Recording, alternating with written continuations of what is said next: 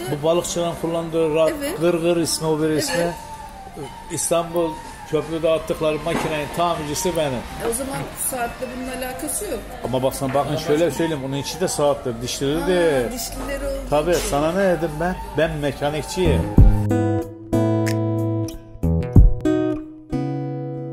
Bize biraz kendinizden bahseder misiniz? 20.05.1960 Tarsus doğumluyum.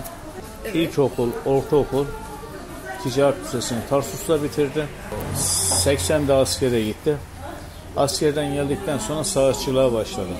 Ben usta görmedim. Benim yetiştirilme tarzım hem okuldayken hem esnaflarla içli dışıydı. Şöyle söyleyeyim, herkes usta ama ben de gördüğüm şeyi bir daha unutmam. Allah tarafından verilen bir hanıma da aynı, bende de aynı, el becerisi çok olunca. Yani bir ustanız olmadan Hayır, saat ustam yok. Sanatını öğrendiniz. Nasıl insan kendi kendine saat tamir etmeye Merak. başlayabilir? Merak. Kendi saatiniz mi bozuldu mesela? Hayır, onunla bir alakası yok. Eve bir buzdolabı, çamaşır makinesi geldin, arıza yaptın. Hanım bu arıza yaptı. Hanım sen kenara çekil, bu orijinal. Bunun yapacağı arıza bellidir. Orijinal bana bir şeyi getir. Yeniden geri montaj eder, o arızayı bulurum. Sadece elektronikten anlamam. O da bilgisayar giriyor, şey giriyor. Eski araba saatlerini benden başka Tarsus'ta tamir eden yok.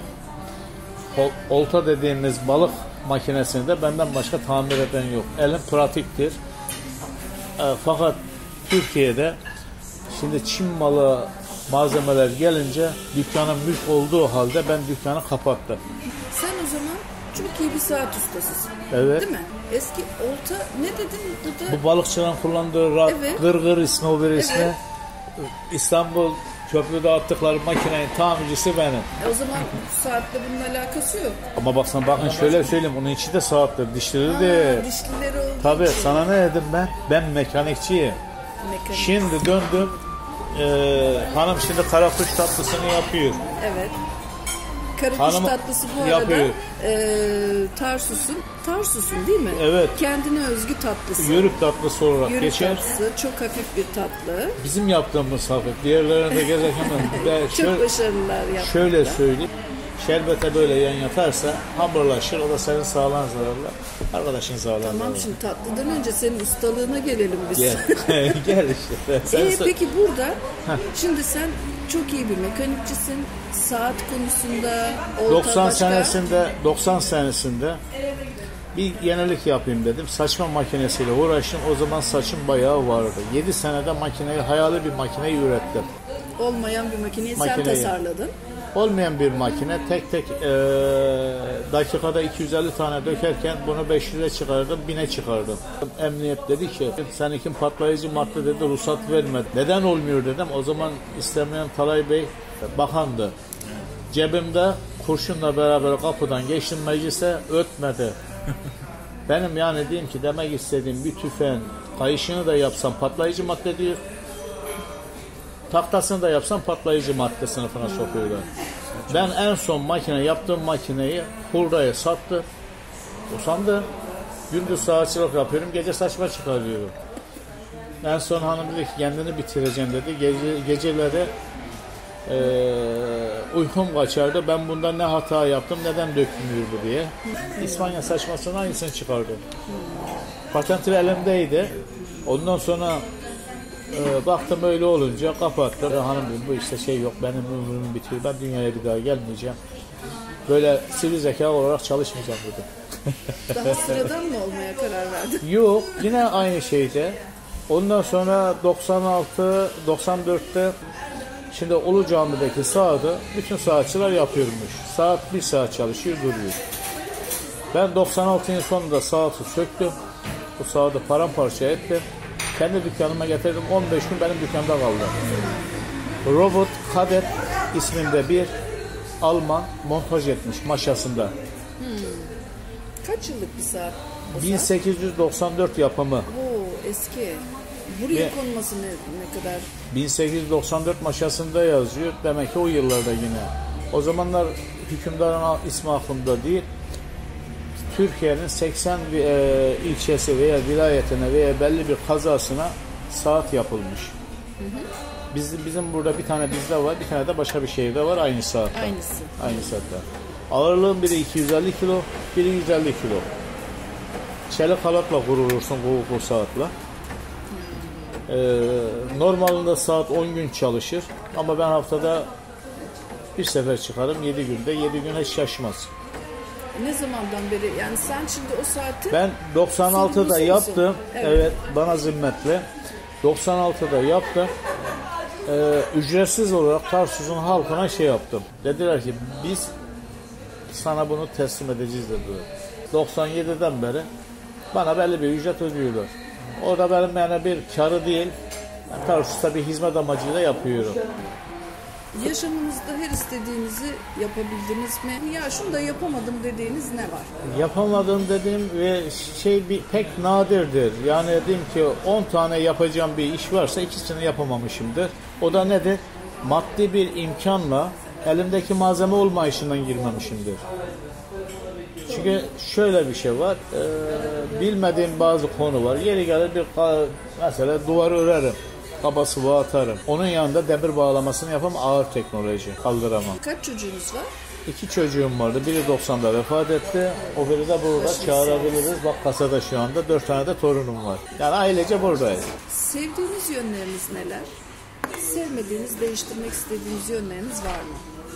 Sevdiğim yön şöyle ki eşimle, çocuklarımla çalışmayı da severim. Bunun yanında gezmeyi de severim. Gezme dediğim yani görmediğim yerleri görmek isterim.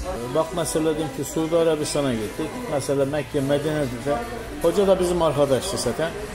İbadeti yapıyor. Hadi hoca buranın neresi yemeği güzelse o tarafa gidelim. Hadi hocam diyorum buranın gezecek yeri varsa gezecek. Hani biz sıkılmayak dedim. Yaylada yerimiz var. Yazın 2 ay 3 ay yaylada kalırız. Bahçemiz var. Çalışmayı severim.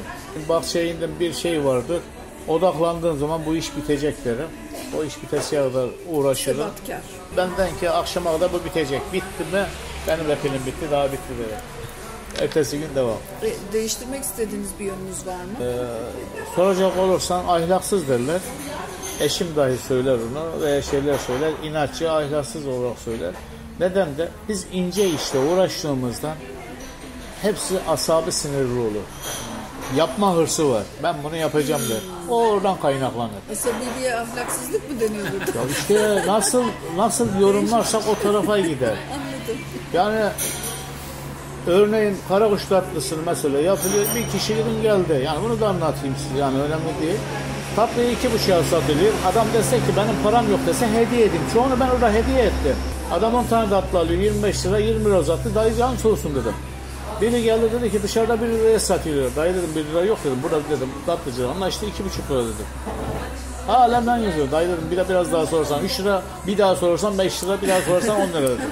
Derken karşı taraftaki muhtar arkadaş geldi, adam aldı götürdü. Adam doğru söylüyor dedi ya. Bendeki asabi sinirlilik tek çalıştığımdan yaparım ve şeyimi yaparken de yanımda da kimseyi istemem. Niye? Ben sadece odaklanıyorum. 1 saate 50 sefer söktüğümü bilirim. Onu bulacağım diyorum. O arızayı bulacağım. Niye bu çalışmıyor? Peki geriye dönüp baktığınızda yaşamdan ne öğrendiniz ya da neler öğrendiniz, ne dersiniz?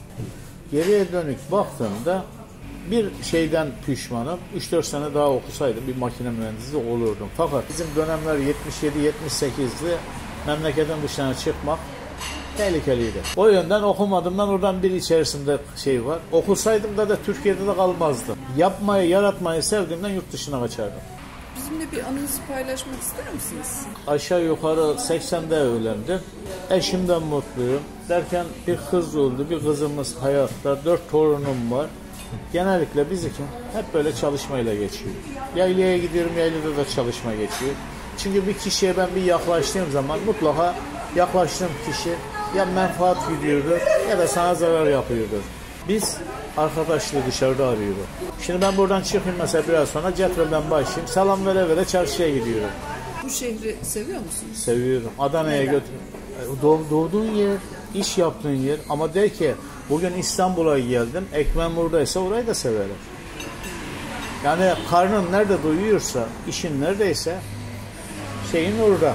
Son olarak söylemek istediğiniz bir şey var mı bizimle paylaşmak istediğiniz? Ne söylemek istersiniz? Hayat güzel, çalışmak da güzel, icat etmek de güzel. Şimdi karakuşu makinesini aradım, bulamadım. Yok. Hamurunu böyle elle büküyorlar, Engin görmüştür. Şimdi bunu böyle getirip matbaanın şeyi gibi bacakla bir şey yapacağım, bükecek, tık diye kesecek, elin yorulmayacak. Ama hepsi aynı boyda çıkacak. Evet. Sıradaki icat bu yani. Onu düşünüyorum şimdiden bir tane. Çok güzel. Çok teşekkür ederiz. Ve de teşekkür ederim.